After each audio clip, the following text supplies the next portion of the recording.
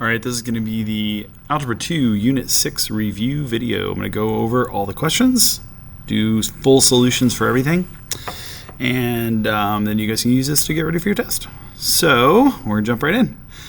The first thing we have here is the multiplying polynomials.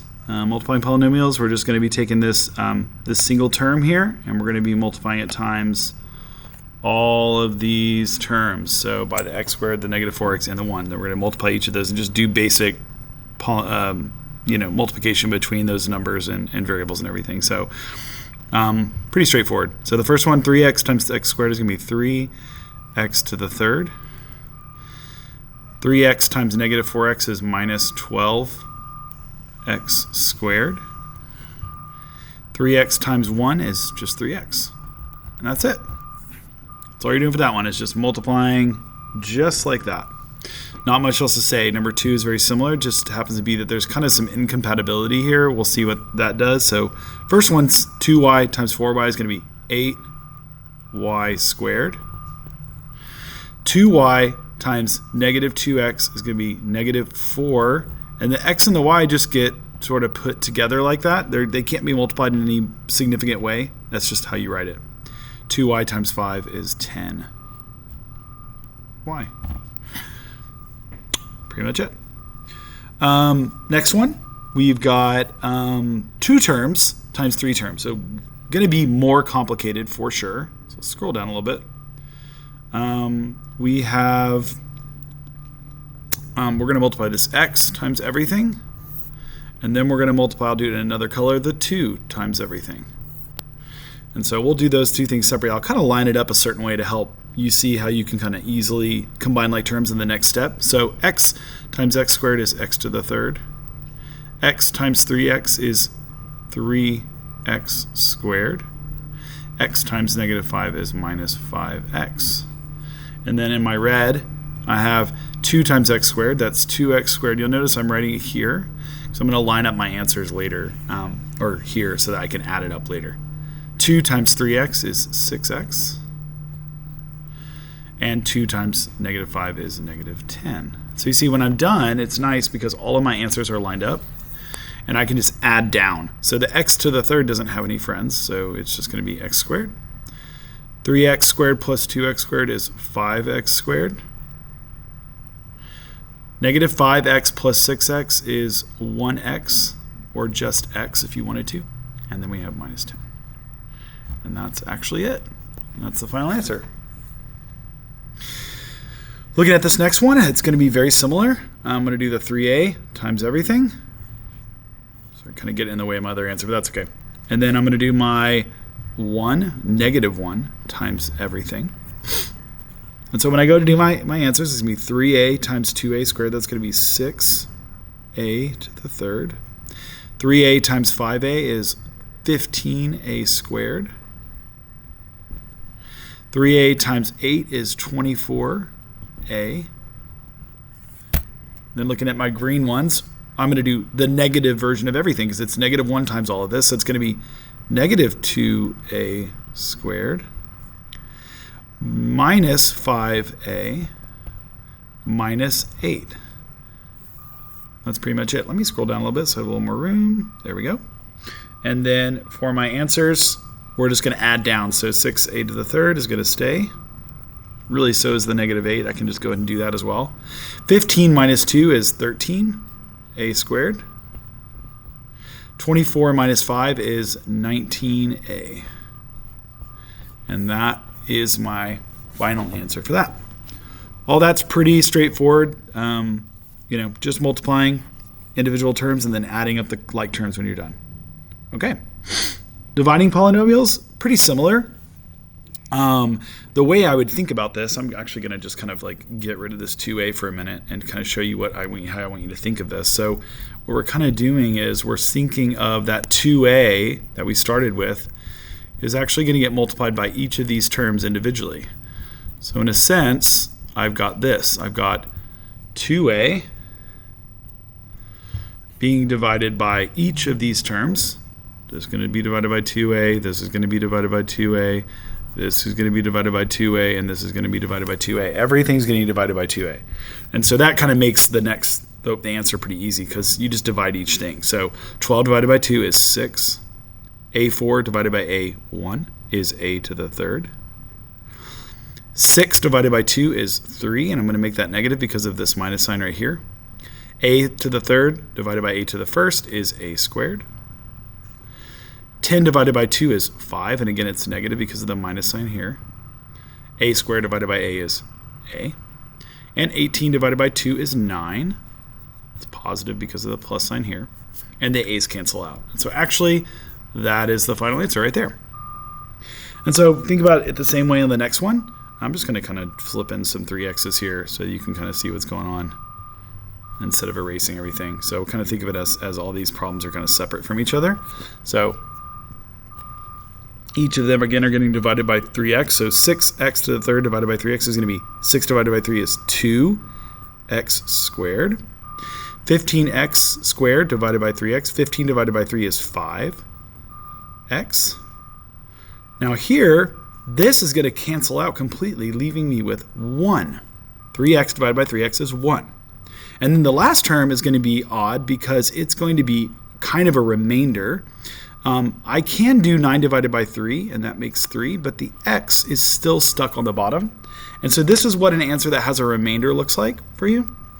It's just like that. So you might end up with some that have a fraction like that, so just be aware. This is all going to be synthetic division starting here. So I recommend synthetic division over any other type of division. So just a reminder, you're gonna set up your little L chart for each of these. And outside, you're going to put whatever makes this 0. So this is going to be a -3. This one's going to be a -6. This one's going to be a -7. And this one's going to be a -2. I don't know why they're all negative. That's not intentional, but that's okay. And then across the top, you're going to write the coefficients of each of these terms right here. So 1, 7, 10, -6. 1, 15, 47, -38. 1, 8, 10, 21. Let me move that 20. Let me move that 1 over closer to my 20. And then 5, 14, 12, 14, 12. More terms than that one. And then we're going to go through. We're going to bring down the 1. -3 times 1 is -3. 7 minus 3 is 4. -3 times 4 is -12. 10 minus 12 is -2. -3 times -2 is 6, and that makes 0. And then from there, you need to reduce the degree by 1. So because our original problem had a degree of 3, it's going to be 1x squared plus 4x minus 2. So again, it's 1x squared plus 4x minus 2. I'm not going to do that for all of them. I'm just going to do the actual math part. But you understand this 3 means this ends up as a x squared. So it goes down by 1 level. All right, looking at the rest of these, we're just going to run through these to give you the answers real quick. So we get a 1. -6 times 1 is -6. 15 minus 6 is 9. -6 times 9 is -54. 47 minus 54 is -7. -6 times -7 is 42. And that leaves me with a 4. So this means that there's going to be a remainder. And when there's a remainder, I'll go ahead and write the final answer for this one. First of all, everything goes down by 1. So this is 1x squared plus 9x minus 7. And then the remainder is written like this: plus 4 divided by the original divisor n plus 6. So that would be what your final answer would look like for that one. Okay, running through solutions for these other two. 1 makes -7, makes a 1, makes -7 again, which makes a 3, which makes a -21, and that makes 0 because those cancel out. And so then you'll have x squared minus 7x. Oh, no, sorry. Let's go back on that. That's not right.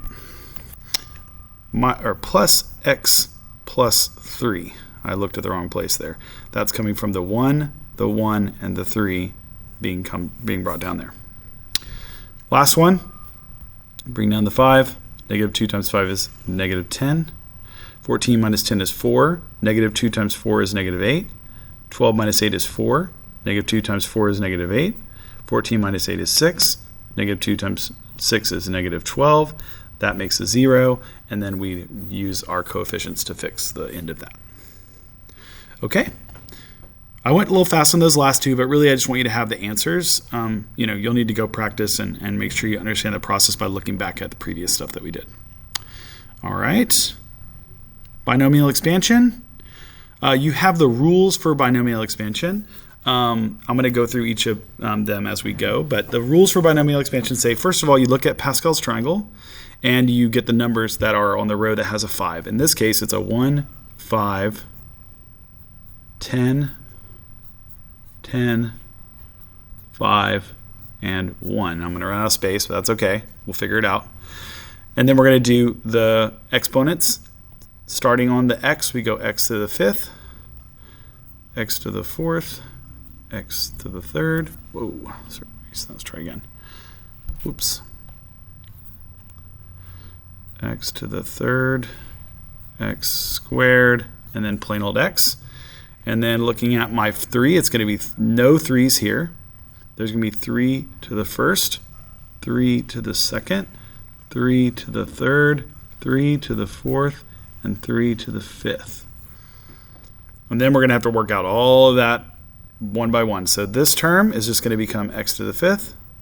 This next one's going to be 5 times 3, so that's going to be 15 x to the 4th. 10 times 3 squared. 3 squared is 9, so it's going to be 90 x to the 3rd. 3 to the 3rd is 27 times 10 is 270 x squared. 3 to the 4th is 81 times 5 is 405 x to the no x. And then 3 to the 5th is 243. So that's pretty much how it goes. Now I went sort of fast, but understand that what's happening is the green, the blue, and the red are the 3 rules that we're using about how to get the powers and the coefficients, and then we're just multiplying stuff together. In the next one, since it's a 4, we use the row that's 1, 4, 6, 4, and 1, and that's coming from Pascal's triangle. I'm not going off screen to show you that. That needs to come from the notes, and you'll have a formula chart that includes that information. Okay, so then we go through and we look at our x's. So our x is going to be x to the 4th, x to the 3rd, x squared, x to the 1st, and then no x's in the last term. And then for my negative 2, it's going to be a little weird, but it's going to be negative 2 to, well, there's no negative 2 there. I was going to write it, but there's no reason to write it because there's no negative 2 there. But there is a negative 2 here to the 1st power. There's a negative 2 to the 2nd power. Then a negative 2 to the 3rd power, and then finally a negative 2 to the 4th power. And then at the very end of everything, you go through and you calculate everything up. So this first one is just going to be x to the 4th. That doesn't really do anything. Then we have 4 times negative 2. That's going to make negative 8 x to the 3rd because 4 times negative 2. Now this negative 2 squared is not negative 4, it's positive 4. So actually, this one's going to be positive 24. 6 times 4 is 24x squared. Now then the next one is going to be negative because negative 2 to the 3rd power is negative 8. So we're going to do 4 times negative 8. That's going to be negative 32x. And then again in the last one, because it's negative 2 to the 4th power, it's going to end up being, sorry, erase that. It's going to end up being positive again. 2 to the 4th power is 16. And that's the end of that. All right, we're going to keep moving. Rational roots. Rational roots come from 2 places. They come from here. This is what we call the Q's. And then they come from here. This is what we call the P's.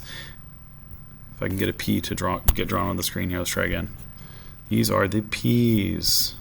So the P's are the factors of that first term. And that, or sorry, not the first term, the constant term. So that's the 6. So it's going to be plus or minus 1, plus or minus 2, plus or minus 3, and plus or minus 6. And then all of that's going to be over the Q values, which are going to be plus or minus 1, plus or minus 2, plus or minus 4. And then you have to come over here and you have to basically make all of the possible combinations. We'll see if I can fit this on here. So we're going to make every combination of a p with every q. So plus or minus 1 over 1 is going to be 1. Plus or minus 1 over 2 is 1 over 2. Plus or minus 1 over 4. Then we move to 2. Plus or minus 2 over 1 is 2. But 2 over 2 is the same as 1, so we don't write it. And 2 over 4 is the same as 1/2, so we don't write that. So we're done with 2, so we move to 3. Plus or minus 3 over 1, plus or minus 3 over 2, and plus or minus 3 over 4. Those are all unique. But then when I get to 6, I will get a plus or minus 6 over 1, or 6. I should just write that as 6. But then the other two, 6 over 2 is 3, and 6 over 4 is the same as 3 over 2. So actually, once you get there, you're done. Those are all the possible combinations that you get.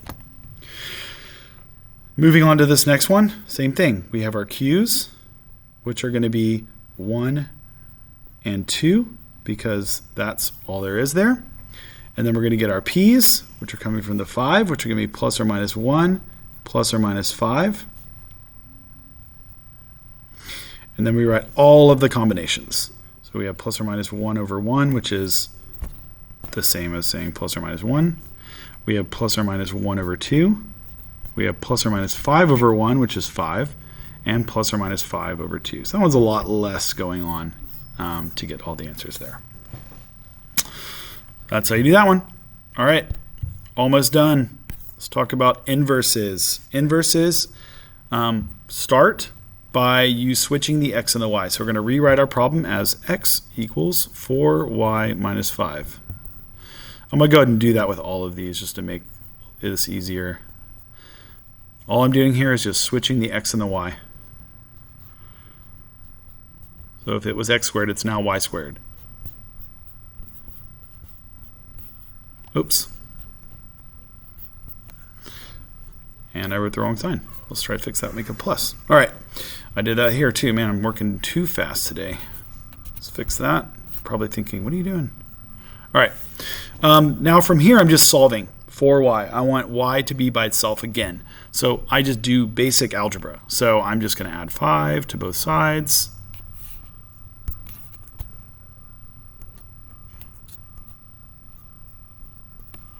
That's going to be x plus 5 equals 4y. Then I'm going to divide by 4. And I end up with, I'll just move it up here, y equals x plus 5 divided by 4. And that's the inverse. This next one's going to work very similarly. I'm going to subtract 7 from both sides. I end up with x minus 7 equals 3. Then I'm going to divide 3y. I'm going to divide by 3. Sorry, I'm bleeding down a little bit, but that's okay. Let's move our answer up here. So that's going to be y equals x minus 7 over 3. That's the answer to the second one. The only difference between those and this next one is that there's a squared, and it just means we do something different at the end. So we're going to add 6 to both sides, very similar to the other problems. That goes away, so I should be crossing these out to show that. X plus 6 equals y squared. To get rid of that squared, I have to take the square root of both sides. And so I end up with y equals the square root of x plus 6. And that is the final answer for that one. Next one, just again, follow the algebra. Subtract 4. Subtract 4. X minus 4 equals 3y squared. Okay, a little bit more to do here because I actually need to get rid of this 3 first. That's going to cancel that out. But then I got to take the square root. So I got to take the square root of the y squared and the square root of that entire thing. And so the final answer looks like this. Y equals x minus 4 over 3 square root everything. And that is the final answer for that. So you won't see anything other than those types of problems. Those are the types you'll see on the test. All right, let's jump down to the bottom and talk about compositions. Compositions just mean you're going to take one function and you're going to plug it into the other function. We want to do both. That's what it says right there, is to do both. So we're going to do f with g inside of it, and then we're going to do g with f inside of it. We're going to do it for both. It's going to take a little bit of work. So to put g and f, we're going to do 4, and then where this x is, we're going to put 2x plus 7, and then minus 2. And then just to see what the other version looks like, real quick, so we can see it, is we're going to do 2, and then where this x was, we're going to put all of this, 4x minus 2 plus 7. And then from there, we're just basically doing the math. So we're going to distribute this. We get 8x plus 28 minus 2. So the final answer is 8x plus 26. And then down here, again, I'm going to distribute this 2. I get 8x minus 4 plus 7. And that gives me 8x plus 3. I think we have enough room here to squeeze these other ones in. Same thing. We're going to do f with g inside of it. And then we're going to do g with f inside of it. All right.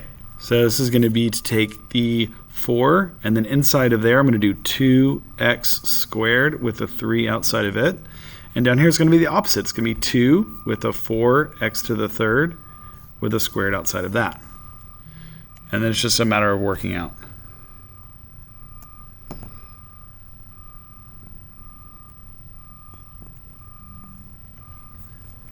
So this is going to be 8, and then not 8, it's going to be 4 times x to the 6th, because 2 to the third, I'm making a mistake again. That's what I get for going too fast. Let's try it again.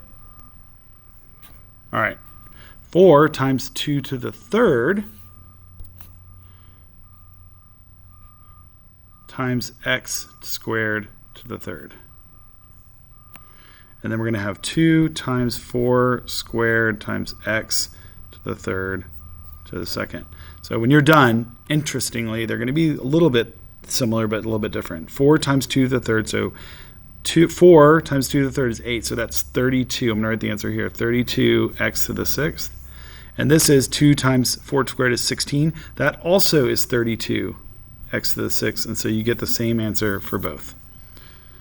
All right, that's all the answers for that. Remember that you get some of their notes and formula chart on the test. You'll get you're going to get the information about the P's and Q's and about the binomial expansion, but everything else you're going to need to know on your own. That is all I have for you.